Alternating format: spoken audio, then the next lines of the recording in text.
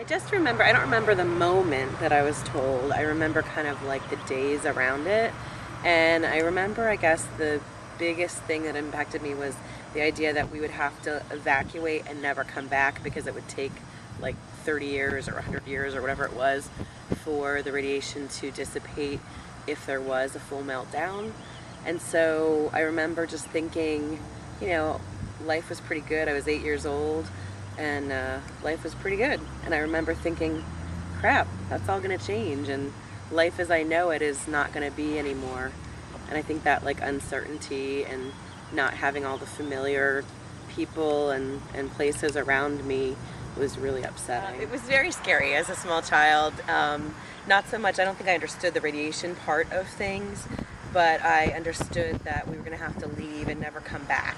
We went to my grandparents' house, my mom's parents who live up in Sunbury.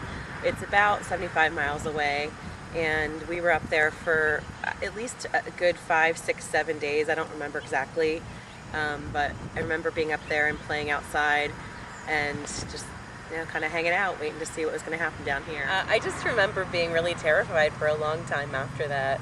I would wake up in the middle of the night, kind of convinced that the power plant had melted down or started to melt down and nobody knew it, and that we were all going to die or get radiated. I remember it was really uncertain whether, there was acceptable amounts of radiation present or not, and so that was, always terrified, kind of waiting for the other shoe to drop, waiting, coming back here, but waiting for them to say we had to leave again and this time for good.